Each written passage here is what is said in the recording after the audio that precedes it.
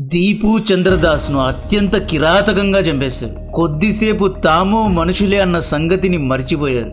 దీపు చంద్రదాస్ను చంపిన వీడియోను నేను చూపించలేను, మీరు చూడలేరు. ఒకవేళ చూస్తే మెంటలీ డిస్టర్బ్ అవుతారు.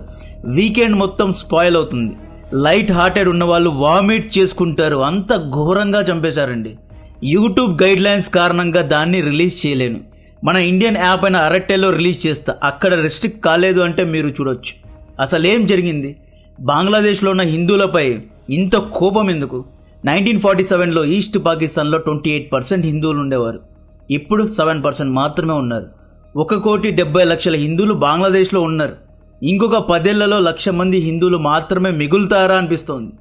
బంగ్లాదేశ్ హిందువుల కోసం స్టాండ్ తీసుకోవాల్సింది ఇండియానే, మనమే. ఎందుకంటే ఒకవేళ ఇలాంటి దాడి ఒక ముస్లింపై జరిగి ఉంటే ఇన్ బిట్వీన్ ఇలాంటి దాడి ఏ మతం వారికి జరగకూడదు. ఎవ్వరూ ఇలా చావకూడదు. ఒకవేళ ముస్లింపై జరిగి ఉంటే ఉమ్మా రంగంలో దిగి ఉండేది. 50 ముస్లిం దేశాలు యూనిస్ను ఏకి పారేసి ఉండేవారు. ఒకవేళ క్రిస్టియన్పై జరిగి ఉంటే 157 క్రిస్టియన్ దేశ నాయకులు దీన్ని ఖండించేవారు. దీపు చంద్ర దాస్ కోసం స్టాండ్ తీసుకోవాల్సింది ఇండియా, నేపాల్ దేశాలు. నేపాల్ను పక్కన పెడదాం, అక్కడ ప్రభుత్వం లేదు, జెన్జీ ప్రొటెస్ట్ అనుకుంటా ఉన్నారు. ఇండియా మాత్రమే స్ట్రాంగ్ గా స్టాండ్ తీసుకోగలదు. ఇప్పుడు టైం 11:40. ఇంతవరకు ఎంఈఏ ద్వారా స్ట్రాంగ్ ప్రొటెస్ట్ రాలేదు. దీపు చంద్రదాస్ కోసం మన వాళ్ళు ప్రొటెస్ట్ ఇంకా చేయలేదు. మేబీ ఇంకొన్ని గంటల్లో స్ట్రాంగ్ గా స్టేట్మెంట్ ఇస్తారేమో. బట్ ఐఎమ్ వెరీ సారీ, ఇది నాకు నచ్చలేదు. December 18 రాత్రి ఇన్సిడెంట్ జరిగింది. నిన్న నేను దీని గురించి అప్డేట్ ఇచ్చాను. ఇన్స్టాగ్రామ్ లో చాలా మంది ఇప్పటికే వీడియోస్ చేశారు. ఇంత లేట్ ఎందుకు సార్? నిన్న ఉదయమే మొహమ్మద్ యూనిస్ రాజకీయాలను తగలబెట్టేసి ఉండాలి. యూనిస్ ను స్పాట్ లో పెట్టి ఉండాలి. కన్స్ట్రక్టివ్లీ క్రిటిసైజ్ చేస్తున్నా. అగైన్ ఎంఈఏ వెరిఫైడ్ రిపోర్ట్స్ కోసం వెయిట్ చేస్తోందా? స్ట్రాంగ్ స్టేట్మెంట్ ఇస్తే యాంటీ ఇండియా లించింగ్ ఇంకా పెరుగుతుందేమో అని భయపడుతోందా? లేదా దీపు చంద్రదాస్ ఇస్లాంకు వ్యతిరేకంగా స్టేట్మెంట్ ఇచ్చాడు, ఇస్లామిక్ దేశాలు ఫీల్ అవుతాయేమో అని ఆలోచిస్తున్నారు? లేదా బ్యాక్ ఛానల్లో డిప్లొమసీ ఏదైనా చేస్తున్నారు? ఇంత ఆలోచించే మీరు షేక్ హసీనాను ఎందుకు ఇండియాలో ఉంచుకున్నారు? ఐ అగ్రి, హసీనా స్ట్రాటజికలీ మనకు ఇంపార్టెంట్ అనే ఉంచుకుని ఉంటారు. ఈవిడ ఇండియాలో ఉన్నందుకే కదా యాంటీ ఇండియా సెంటిమెంట్స్ బంగ్లాదేశ్లో పెరుగుతున్నాయి. Sheikh Hasina is becoming like an liability for us, అవునా కాదా? We cannot bet one women with 1.7 crores Hindus in Bangladesh. CAA ఎందుకు తీసుకొచ్చారు? వాళ్ళ కోసమే కదా. 1,70,00,000 మందికి మనమే ఉన్నాం. వాళ్ళందరూ మన అన్నదమ్ములు, అక్క చెల్లెళ్ళే. మొన్న వీక్ సిడ్నీలో యూదులపై దాడి జరిగిన మరుసటి రోజే ఇజ్రాయెల్ నెసెట్ షేక్ అయిపోయింది. ఇమీడియట్ గా ఆస్ట్రేలియన్ ప్రధానికి లెటర్ రాశారు. ఆంథోనీ ఆల్బనీస్ ను నిలదీశారు. ఆల్బనీస్ ను స్పాట్ లో పెట్టారు. యూదులపై దాడి ఇంకొకసారి జరిగితే మీ దేశంలో వ్యాపారాలు చేయము అని, ప్రభుత్వాన్ని కూల్చేస్తాము అని వార్నింగ్ ఇచ్చింది ఇజ్రాయెల్. తగలబెట్టేస్తాము, we track, we trace and we take the revenge అని ఊగిపోయారు.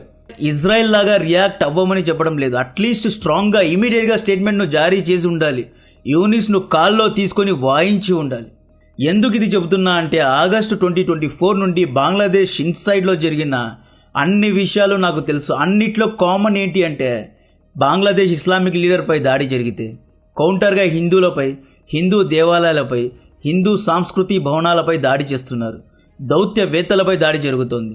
బంగ్లాదేశ్లో వరద వచ్చినా ఇండియా నీళ్లు వదిలింది, అందుకే వరద వచ్చింది, ఇండియానే కుట్ర చేసింది అనే ప్రచారం జరుగుతోంది. హిందువులను బూచిగా చూపించి బంగ్లాదేశ్ ముస్లిం ఓట్ను కన్సాలిడేట్ చేస్తున్నారు. గత వారం రోజుల నుండి ఈ పాయింట్ను పదే పదే చెబుతూనే ఉన్నా.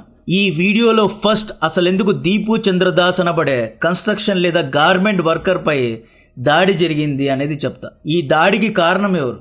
షేక్ హసీనాను ఇండియాలో పెట్టుకున్నందుకు యూనిస్ అండ్ పాక్ ఐఎస్ఐ ఇండియాను బూచిగా చూపించి ఎలా గేమ్ ఆడుతున్నారు అనేది కూడా ఎక్స్ప్లెయిన్ చేస్తా. December 12 శుక్రవారం బంగ్లాదేశ్లో cutter Islamic right wing party అయిన ఇంకలాబ్ మోర్చా అనే ఒక పార్టీకు లీడర్ అయిన ఉస్మాన్ హాదీ ఒక ఫేస్బుక్ పోస్ట్ పెట్టాడు. ఇండియన్ నార్త్ ఈస్ట్ రాష్ట్రాలను బంగ్లాదేశ్లో కలుపుకొని గ్రేటర్ లేదా అఖండ బంగ్లాదేశ్ మ్యాప్ను రిలీజ్ చేశాడు. ఎన్నికల ప్రచారంలో భాగంగా ఈ ఉస్మాన్ హాదీ బంగ్లాదేశ్ను అఖండ బంగ్లాదేశ్గా చేస్తా అని పిచ్చి పిచ్చి మాటలు మాట్లాడాడు.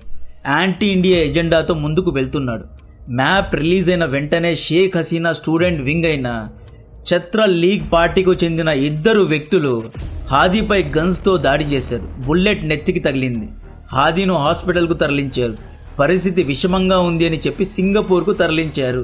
హత్య చేసిన ఇద్దరు ఇండియాకు పారిపోయారు. మొహమ్మద్ యూనిస్ డిసెంబర్ 13వ తేదీ నుండి షేక్ హసీనాకు ఇండియా ఆశ్రయం ఇచ్చింది.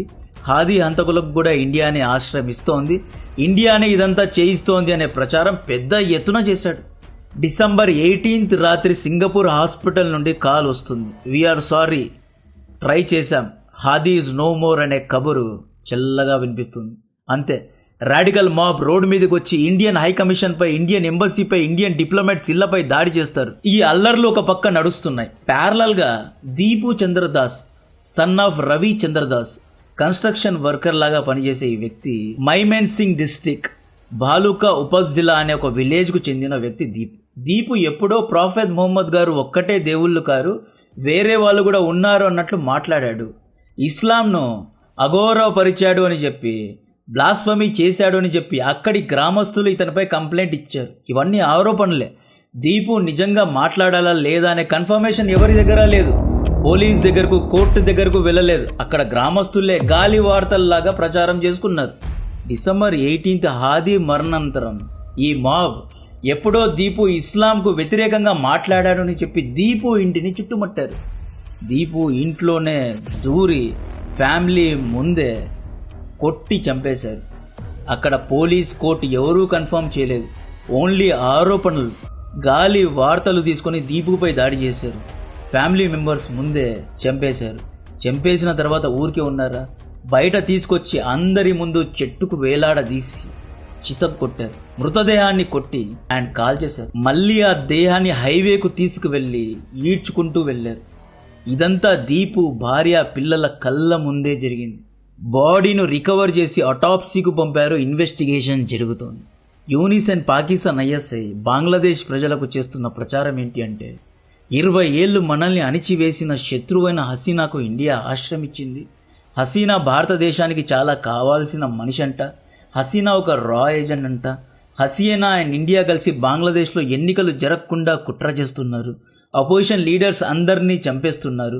ఉస్మాన్ హాదీను కూడా వీళ్ళే చంపేశారు.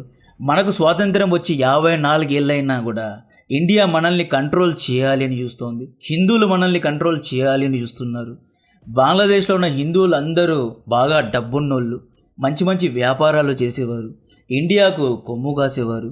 ఈ హిందువులందరినీ తరిమి కొట్టాలి, ఇక్కడి దేవాలయాలన్నిటినీ ధ్వంసం చేయాలి అనే ప్రచారం జరిగింది. యాంటీ ఇండియా భావజాలాన్ని ఎక్కిస్తున్నారు. ఇండియా నుండి బంగ్లాదేశ్ను కాపాడాలి అంటే జమాతే ఇస్లామీ అనే పార్టీకు ఓట్స్ వేయండి, ఈ పార్టీ తప్పితే ఎవరూ మిమ్మల్ని కాపాడలేరు అనే ప్రచారం జరుగుతుంది. జమాతే ఇస్లామీ పాకిస్తాన్ బ్యాక్డ్ పార్టీ, అసీం మునీర్ బంధువుల యొక్క పార్టీ అండి ఇది. బంగ్లాదేశ్లో యాంటీ ఇండియా సెంటిమెంట్ ఎంత ఉంది అంటే, ఇండియా బంగ్లాదేశ్ 3 నదులు షేర్ చేసుకుంటాయండి, గంగా, తీస్తా, బ్రహ్మపుత్ర. మొన్న వర్షాలు పడలేదు, పంటలు పండలేదు, ఇండియానే నీళ్లు వదల్లేదు అని బంగ్లాదేశీ రైతులు ఇండియాపై బ్లేమ్ వేసే పరిస్థితికి వచ్చారు.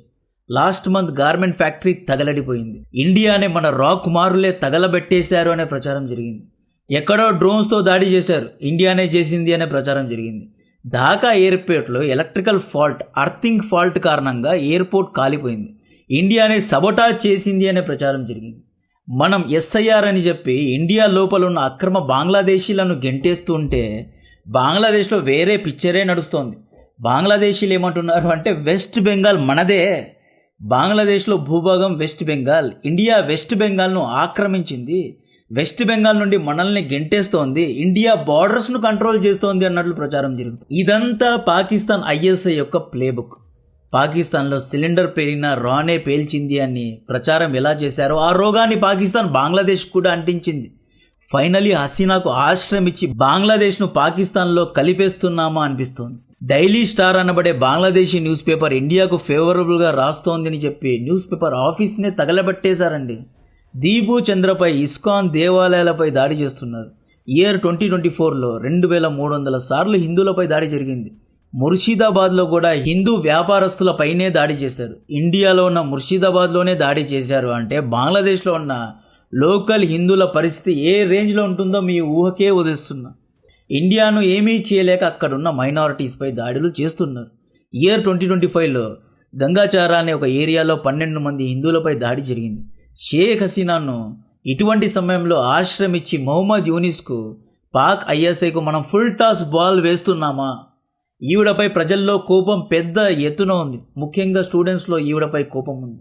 ఈ టైంలో ఈవిడను యూఏఈ, సింగపూర్ వంటి న్యూట్రల్ కంట్రీస్లో ఉంచడం మేలా? ఈ టైంలో షీ ఈజ్ అవర్ లయబిలిటీ. ఎందుకు లయబిలిటీ అంటే, యూనిస్ అంతర్జాతీయ చట్టాల ముందు ఏమంటున్నాడు అంటే, బంగ్లాదేశ్ సుప్రీంకోర్టు దేశద్రోహిగా షేక్ హసీనాను గుర్తించింది.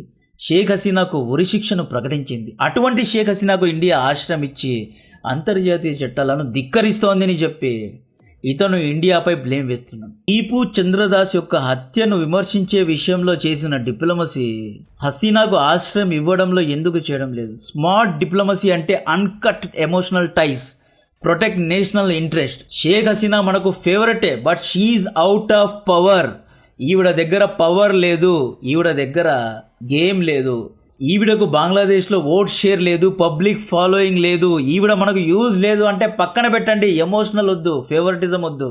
షేక్ హసీనా ఎవరైనా కానీ, షేక్ ముజబుర్ కూతురైనా కానీ, if she don't have following in Bangladesh, she is not required. Send her to UAE. 5 ఏళ్ల తర్వాత బంగ్లాదేశ్లో యాంటీ ఇన్కంబెన్సీ పెరిగిన తర్వాత, ఈవిడపై జాలి పెరిగిన తర్వాత మళ్ళీ ఈవిడ్ను రంగంలో దింపాలి, if it suits to Indian interest.